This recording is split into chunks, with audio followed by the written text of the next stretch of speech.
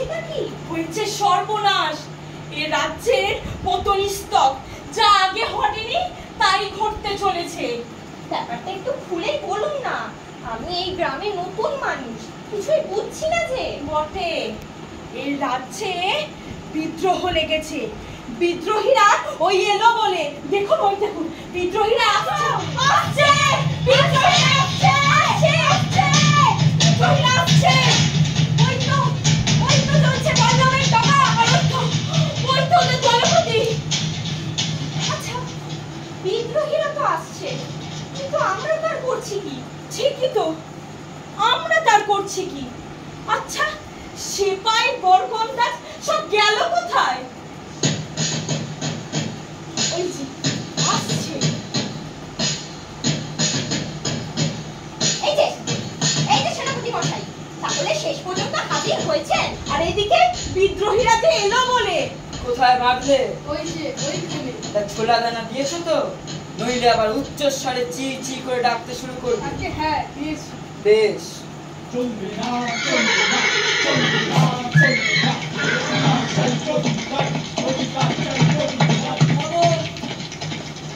দেউরি বন্ধ দেখছি, খুলে দাও, খুলে দাও দেউরি, আমরা বিদ্রোহী।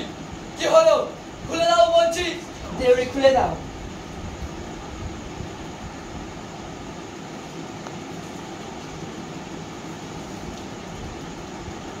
ও, তা তুমিই বুঝি এই রাজ্যের ওই কি যেন বেশ বলে? সেনাপতি। হ্যাঁ হ্যাঁ, সেনাপতি। আগে হ্যাঁ, আমাকে সবাই তাই বলেই সম্বোধন করে।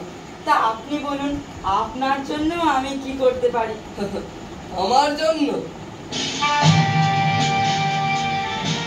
আমার জন্য তোমায় কিচ্ছু করতে হবে না। তুমি জানো আমি কে? আমি এদের নেতা, বিদ্রোহী বাহাদুর। যদি করতে হয় তবে সকলের জন্য করতে হবে, বুঝেছো? আগে হ্যাঁ, সব বুঝেছি। তা ভালো কথা। দেউরির বাইরে যে ঘোড়াটা দেখলুম, ওটা কি তোমার? আগে হ্যাঁ। পেড়ে ঘোড়াটা বেশ বাগিয়েছো দেখছি। তা রংটা কি সত্যি সাদা, নাকি ওই আবার চুনকাম করা?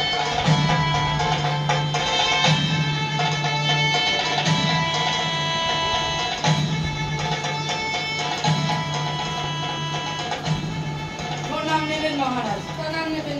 আসুন, আপনি আসুন, আসুন। তা আপনি এই রাজ্যের মহারাজ না?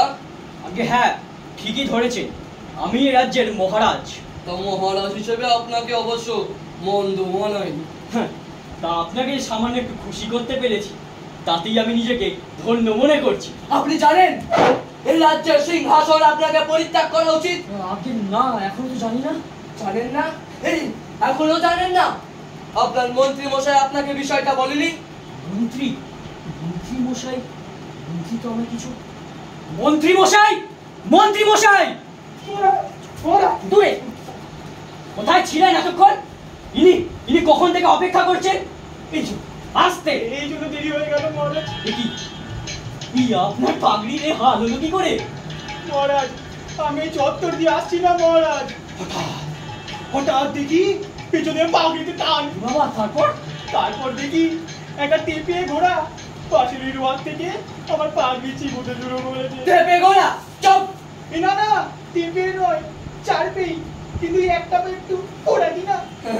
তাই তো পাগড়িটা নাগাল পাওয়ার জন্য রোয়াকে উঠেছিল বইকি। তা আমার পাগড়িতে তার কি? বাঁধাকপি মনে করে ধরেছিল। আমার ঘোড়া যে আবার বাঁধাকপি ছাড়া আর কিচ্ছু খায়নি।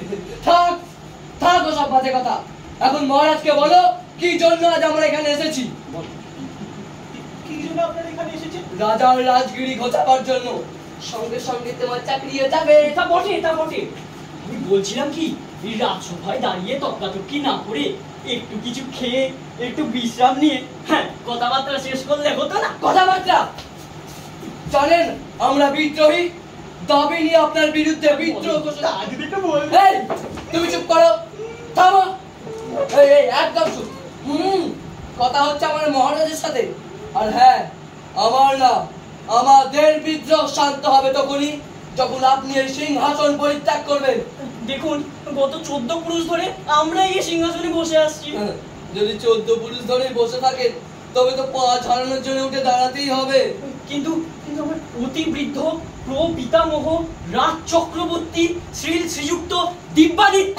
রাখুন তো আপনার বিদ্যাদিত্য। আগে দিব্যাদিত্য। ওই হলো আর কি। জানেন আমার অতি বৃদ্ধ প্রপিতামহ কে ছিলেন? আগে না তা তো জানি। কি ছিল অবশ্য আমিও জানি না, তবে কেউ না কেউ ছিল নিশ্চয়ই। বংশে এরকম আপদ এক একজন থাকে, তাতে আর আপনার অপরাধ কি? তা আমার অপরাধটা কোথায় তা যদি একটু জানতে পারতাম। আপনার অপরাধ নিজের রাজ্যের কতটুকু খবর রাখেন আপনি? আগে যথাসাধ্য রাখবার চেষ্টা করি। যথাসাধ্য রাখবার চেষ্টা করি, তবু রাজ্যের এই গাফিলতির খবর আপনি জানেন না? কোন গাফিলতির কথা আপনি বলছেন? আমার তো কোনো গাফিলতির কথা মনে পড়ছে না। কাল রাজ্যের অপর প্রান্তে বৃষ্টিতে রাস্তা একবারে পিছল হয়ে গেছিল। রাতে একটা গোসকর পাশে খাদে পড়ে গেছিল। সংবাদ পাওয়া মাত্র তার আহত পায়ের চিকিৎসার জন্য তাকে আরোগ্যকারে পাঠানো হয়েছে এবং এই রাস্তা মেরামতের জন্য পূর্ত বিভাগের ঝটিকা বাহিনী যাত্রা করেছে। এই তবু আপনার এই গাফিলতি। তাছাড়া দশানির কুটি চালান দিয়ে কত টাকায় যে রাজকোষে ঢুকিয়েছে তার কি আর স্মরণ আছে? জানেন 7 রাত দশানি গায়ের কারোর চোখে ঘুম নেই। হ্যাঁ, এই অনিদ্রার কারণ? অনিদ্রার কারণ কারণ আপনাদের গাফিলতি। কাঁসাই নদীতে বাঁধ দেওয়ার জন্য 8 বছরে সেখানে মাটি ফেলা হয়েছিল। সেখানে বর্ষার জল পচে উঠে মশার উৎপাত বেড়ে উঠেছে। এর কি ব্যবস্থা করেছেন বলুন? এর জন্য আপনার সিংহাসন পরিত্যাগ করা উচিত কিনা বলুন। যতদিন না দশানির মশার অত্যাচার দূর হয় ততদিন রইল এ মুকুট আপনার কাছে বন্ধ। ততদিন কি আপনার আশায় আমরা মশার কামড় খাবো নাকি? না না না, একটা স্বল্পকালীন ব্যবস্থাও তো করতে হবে। তো কি ব্যবস্থার কথা ভেবেছেন? ভাবছি হ্যাঁ, ফুটের ধোঁয়া আর ধুনোর কথা। না না না, ওসব ধুলো টুলো চলবে না। তবে মশারির ব্যবস্থা করতে হবে। দশানির গায়ে যতগুলো ঘর আছে ততগুলো করে।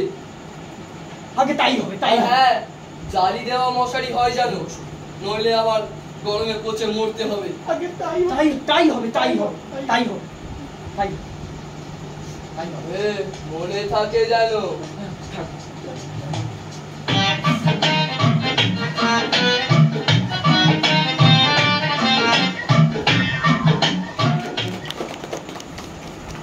এবার এক এক করে নিজের পরিচয় দিন। নমস্কার, আমি উৎসা।